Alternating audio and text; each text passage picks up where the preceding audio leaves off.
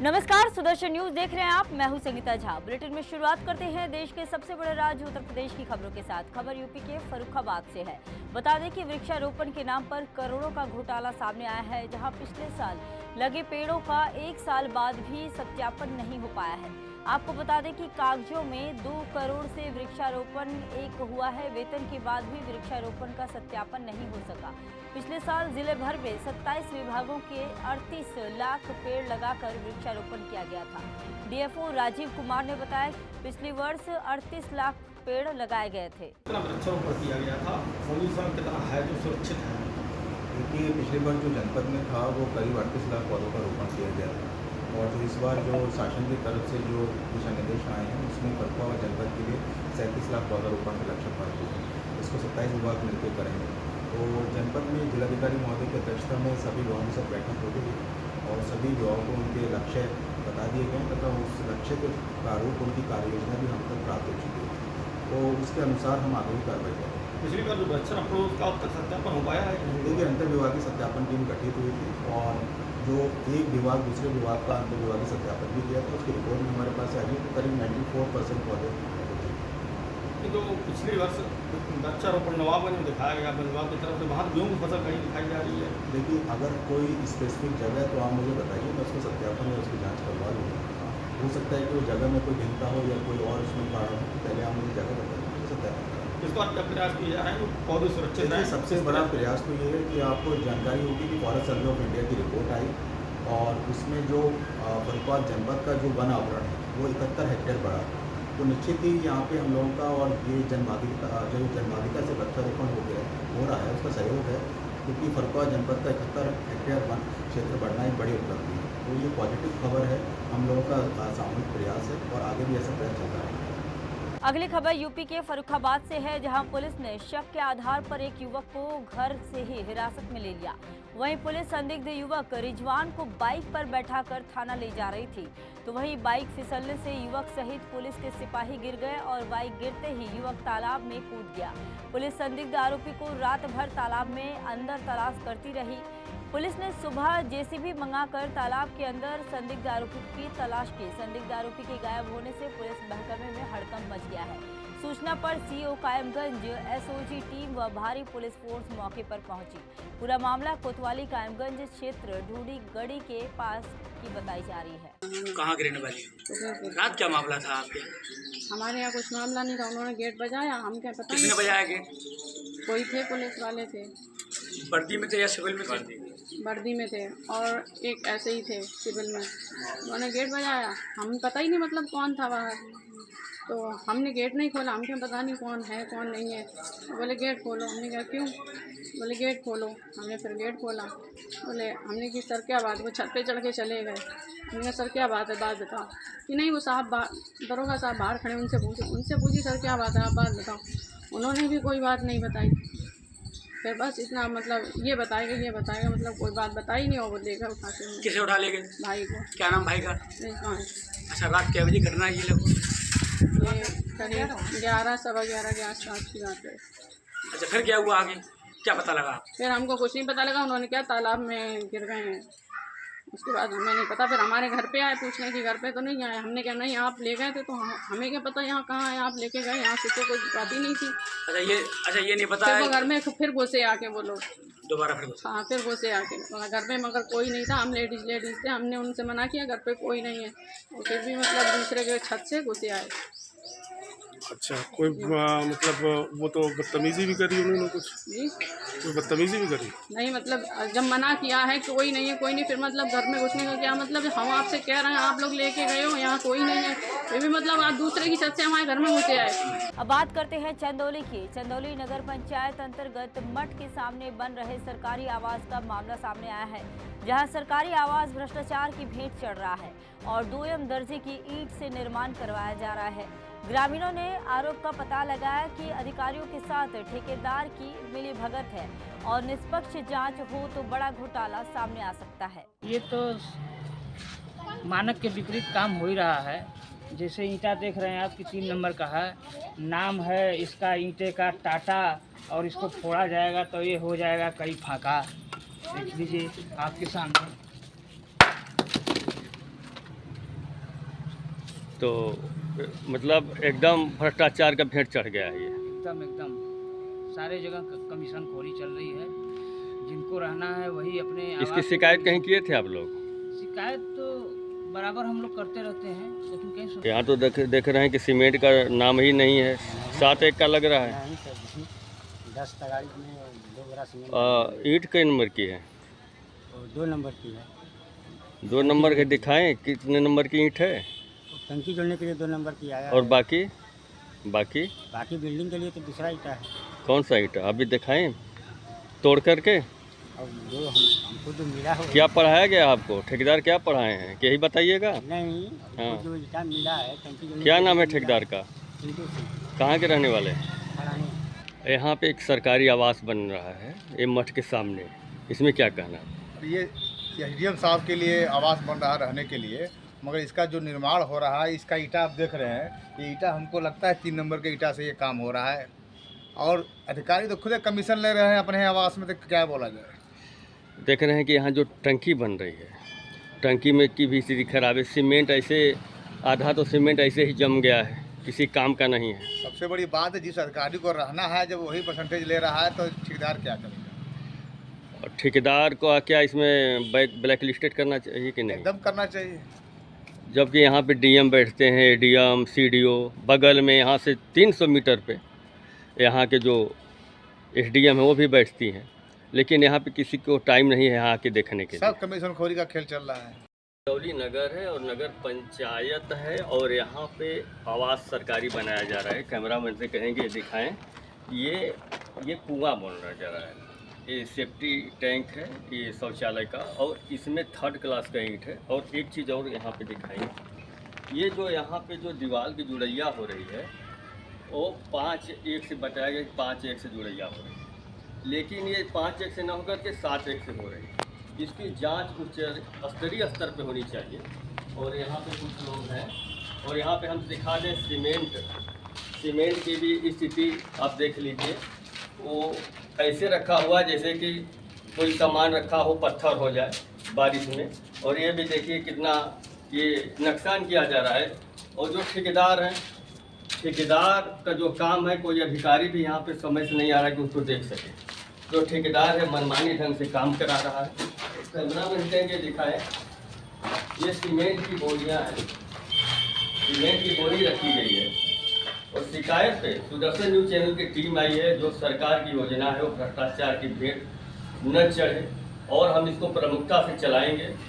अब देखना है कि खबर चलने के बाद कौन से अधिकारी यहाँ पे आते हैं और ठेकेदार को ब्लैक लिस्टेड करते हैं। कैमरा में प्रशांत सिंह, जनपद चंदौली। अब बात करते हैं यूपी के प्रयागराज की। प्रयागराज को नया पुलिस कमिश्नर मिला। बता दें कि आईपीएस जोगिंदर कुमार ने कार्यभार संभाला है। उत्तर प्रदेश के प्रयागराज जनपद में पुलिस कमिश्नर पद पर बड़ा फेरबदल हुआ है। 2007 बैच के तेज तर्रार आईपीएस अधिकारी जोगिंदर कुमार को नए पुलिस कमिश्नर के रूप में नियुक्त किया गया है। दोनों काम कर रहा हूँ, इसके लिए गाइड करना मेरा काम है। इनके पास अपनी टीम्स हैं, वो अपनी टीम्स को लीड करेंगे और उस तरह से काम करेंगे कि वो एक इंडिपेंडेंट डीसीपी के रूप में वर्क करेंगे, ताकि उनको जो है, इस वजह से मैंने जैसा कहा कि आपको गाइड्स देने का काम ये स्वयं करेंगे और आपको बताते रहेंगे समय समय पर, मीडिया से इंटरेक्ट करते रहेंगे। आपको पहले भी करते रहे होंगे, आगे भी करते रहेंगे।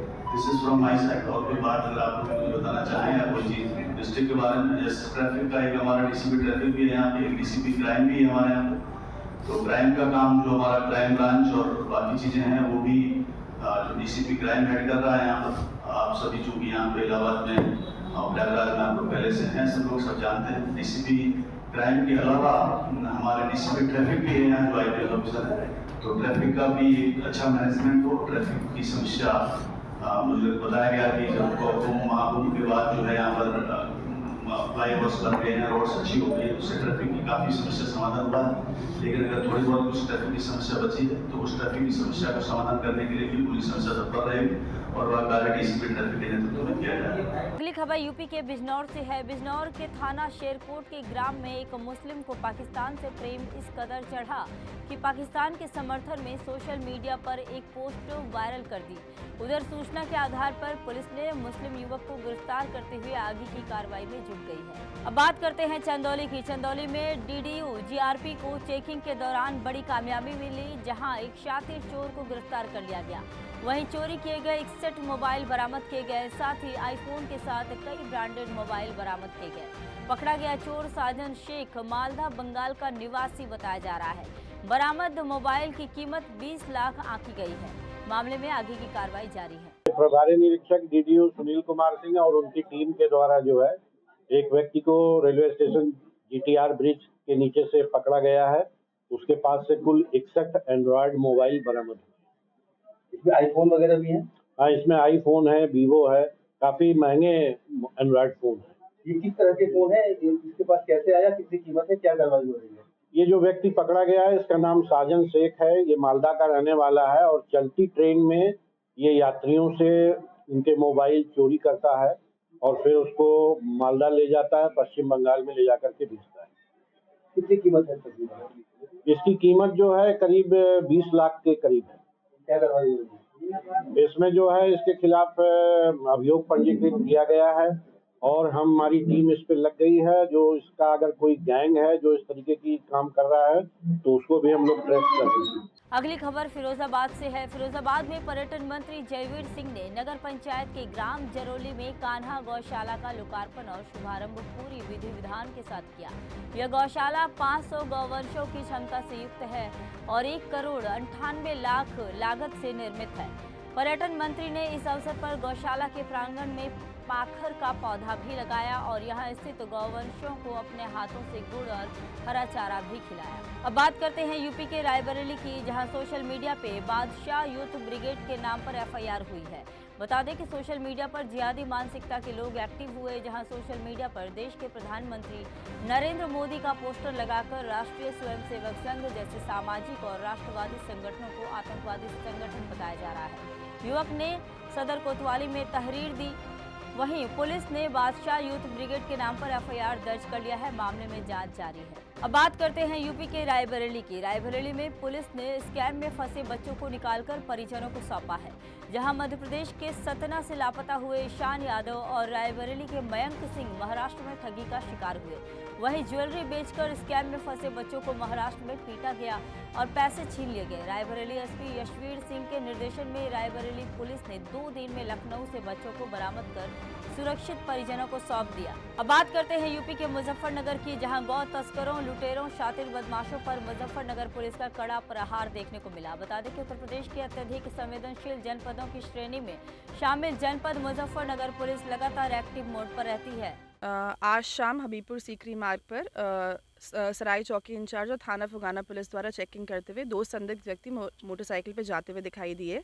जब उनको रुकने का इशारा किया, वो रुके नहीं। उन्होंने पुलिस पे फायरिंग करी। जवाबी आत्मरक्षा फायरिंग में पुलिस ने सूक्ष्म फायरिंग करी, जिसमें एक व्यक्ति घायल हो गया, उसके बाएं पैर में चोट लगी है। पूछताछ करने पे उसका नाम इरफान पता चला। उसके ऊपर 19 मुकदमे दर्ज हैं, जिसमें से कुछ लूट, चोरी, डकैती और फैक्ट्री के मुकदमे दर्ज हैं और एक व्यक्ति कोम्बिंग में हम उसकी जांच कर रहे हैं। अब बात करते हैं यूपी के हरदोई की। यूपी के हरदोई से इस वक्त की बड़ी खबर आ रही है, जहां हरदोई रामगंगा नदी में नाव पलट गई है, जिसमें 7 लोग डूब गए और फसल देखने परिवार गया था, जहां बड़ा हादसा हो गया। हादसे में 7 डूबे, वहीं 4 को बचाया गया और 3 लापता बताया जा रहा है। आज रात को लगभग 8 बजे थाना अरवल को सूचना प्राप्त हुई थी कि खदीपुर चैन सिंह गाँव के परिवार के 3 बच्चे, जिसमें 2 लड़कियां हैं और 1 बच्चा, तीनों नाबालिग हैं, रामगंगा नदी क्रॉस करते समय इनकी नाव पलटने से 3 बच्चे डूब गए हैं। ये परिवार खेती करता है, रामगंगा नदी के उस तरफ इनके कुछ खेत हैं, तो ये शाम को खेती का कार्य समाप्त करने के पश्चात लौट रहे थे, पूरा परिवार लौट रहा था। कैसे ही नाव किनारे पहुंची, नाव पलट गई है, उसमें 3 बच्चों को डूबने की सूचना थी। ये तत्काल मौके पर पहुंची, रेस्क्यू ऑपरेशन चलाया जा रहा है। अभी रात में रेस्क्यू ऑपरेशन चल रहा है, कुछ गोताखोर इसमें लगे। फ्लड पीएससी को सूचना दे दी गई, वो भी तत्काल मौके पर पहुंच गई। अतिशीघ्र तीनों बच्चों को रिकवर कर लिया जाएगा। इस संबंध में अनुसार कार्रवाई की जाए। अगली खबर मध्य प्रदेश से है। मध्य प्रदेश के ग्वालियर के फूलबाग मैदान में संतों ने सानिध्य में शिव पुराण कथा के आयोजन का भूमि पूजन विधायक डॉक्टर सतीश सिकवार ने किया। साथ ही भूमि पूजन कार्यक्रम में रानी घाटी गौशाला के महंत प्रेमानंद महाराज, गंगादास बड़ीशाला के महंत रामसेवक दास महाराज, गौशाला स्वामी ऋषभ देव महाराज सहित महापौर डॉक्टर शोभा सिकरवार की मौजूदगी में किया गया। के लिए बड़ी खुशी की बात है कि शिव महापुराण कथा का आयोजन फूलबाग मैदान में होने जा रहा है, जिसमें आदरणीय डॉक्टर सतीश सिकरवार जी संयोजक भी हैं, परीक्षक भी हैं उसमें, और वृंदावन से कौशिक जी महाराज आ रहे हैं, वो कथा का पाठ करेंगे। 14 तारीख से 23 तारीख तक कथा का वाचन होगा। शाम को 3 बजे से 7 बजे तक कथा चलेगी। 14 तारीख को 3:30 बजे सनातन धर्म मंदिर से कलश यात्रा निकलेगी। और संत श्री कौशिक जी महाराज द्वारा 14 तारीख से 23 तारीख तक शिव महापुराण कथा का आयोजन किया जा रहा है और सभी ग्वालियर वासियों से आग्रह निवेदन है कि वर्षों बाद ग्वालियर में महाराज कौशिक जी द्वारा शिव महापुराण कथा का वाचन किया जाएगा और सभी ग्वालियर वासी इसका श्रवण करें। और निश्चित रूप से शिव जी की कथा के श्रवण से ग्वालियर वासियों के दुख दरिद्र और कष्ट दूर होंगे और ग्वालियर में सुख शांति समृद्धि बनेगी, ऐसी मैं उम्मीद करता हूं। और हम सब लोग इस कथा की तैयारी में लगे हुए हैं।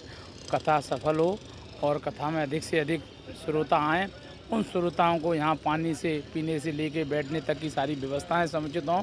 ये हमारा उद्देश्य रहेगा कि किसी प्रकार से जो भी कथा को श्रवण करने वाले। अब बात करते हैं मध्य प्रदेश के धार की, जहां इंदौर से गुजरात की ओर ले जा रही लाखों रुपए की अवैध शराब को पकड़ने में नौगांव थाना पुलिस को बड़ी सफलता हाथ लगी है।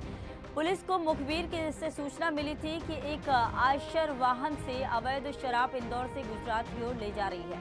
पुलिस ने उसी दौरान उसे धर दबोचा। तुरंत सुबह हमको सूचना प्राप्त हुई कि एक आयशर वाहन में अवैध शराब ले जाई जा रही है। इंदौर तरफ से गाड़ी आ रही है और उस सूचना पर जयपुरा फाटे पर घेराबंदी की गई और जिस गाड़ी की सूचना मिली थी उस गाड़ी को रोककर उसमें देखा गया तो उसमें प्लास्टिक की सफ़ेद बोरियां भरी हुई थी, जिसमें प्लास्टिक का कटिंग कचरा भरा हुआ था। जब उन बोरियों को हटाकर देखा गया तो उन बोरियों के बीच में अवैध शराब थी, जिस पर विधिवत जो कार्रवाई होती है वो की गई है जब्ती की, जिसमें चालक जो आयशर का चालक था उससे 200 पेटी बियर की तथा 63 पेटी विस्की की जब्त की गई है। कार्रवाई अभी जारी है। बात करते हैं गुजरात के सूरत की। सूरत शहर पुलिस आयुक्त अनुपम सिंह गहलोत के निर्देशानुसार जोन 1 के अंतर्गत पूना पुलिस थाने में थैलेसीमिया से पीड़ित बच्चों की सहायता हेतु एक विशेष रक्तदान शिविर का आयोजन किया गया। शिविर का आरंभ सुबह 8 बजे से किया गया। थैलेसीमिया रोग से पीड़ित अपने बच्चों के लिए सूरत शहर में लगभग 500 की आसपास ये संख्या है और उसमें उनके तरफ से किसी रजवात पुलिस को मिल रही थी ब्लड बैंकों की तरफ से कि थैलेसीमिया से पीड़ाते बच्चों के लिए ब्लड की ज़रूरत है। उसको ध्यान में रख के आज डीसीपी जोन 1 आलोक कुमार जी, इनके नेतृत्व में आने वाले जो पुलिस स्टेशन हैं उस विस्तार के लोग और पुलिस के जवान अधिकारियों के माध्यम से पूना पुलिस स्टेशन के प्रांगण में अब ब्लड डोनेशन कैंप का आयोजन किया जा रहा है जो 5 बजे तक चलेगा। कुल 1500 जितनी यूनिट हमें कलेक्ट करने का अंदाज है अभी और उसमें 6 ब्लड बैंकें जुड़ी हुई हैं, जिसमें इसमें अपना महानगर पालिका की ब्लड बैंक, सिविल हॉस्पिटल के सिविल ब्लड बैंक है, किरण हॉस्पिटल की है, सरदार पटेल ब्लड बैंक है और उसके अलावा जो लोक समर्पण रक्तदान केंद्र और सूरत रक्तदान केंद्र, इनकी भी पूरी टीमें लगी हुई हैं पे। और मैं ये एक ऐसा रोग है कि जो हमारे बच्चों में ब्लड डिसऑर्डर से होता है, उनको फ्रिक्वेंटली ब्लड की ज़रूरत रहती है, ब्लड समय से न मिलने में बहुत तकलीफ होती है। तो एक अच्छा ये काम पुलिस और प्रजा मिलकर कर रही है। आने वाले दिनों में जब ये गर्मी का मौसम और बढ़ेगा तो ब्लड की और भी ज़रूरत पड़ेगी, तो उसमें पुलिस की तरफ से अलग अलग हमारे सारे जोन्स में ब्लड डोनेशन कैंप का हम लोग आयोजन फ्रिक्वेंटली करते रहेंगे। आप सभी से रिक्वेस्ट है कि जो भी लोग हमारे साथ जुड़ना चाहते हैं, ब्लड बैंक हो या प्रजा हो जो ब्लड डोनेट करना चाहती है, वो हमारे पुलिस साथ जुड़ें। और ये एक नोबल काज जो सूरत हरदम एक दान वीरों का एक नगरी है, जहाँ पे सबसे ज़्यादा हमारा भले अन्न दान हो, आँखों का दान हो और उसी तरह से जो रक्तदान में भी हम लोग पूरे देश में सबसे आगे रहते हैं।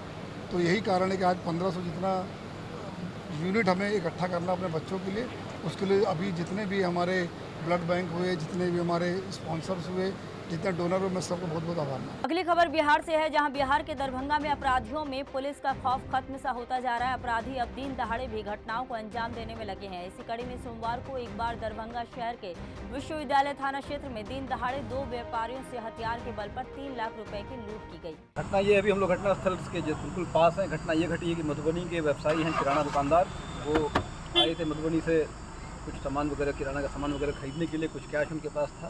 यहाँ जाने के क्रम में ऑटो में वो जा रहे थे, रेलवे स्टेशन से उतर के ट्रेन से।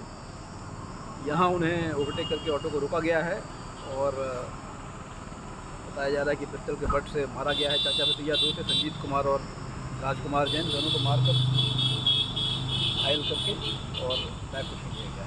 दो लोग थे जो छीनने वाले थे, लगभग 2-2.5 लाख रुपये कैश ये बता रहे हैं कि ये लेकर आए थे सामान परचेज करने के लिए।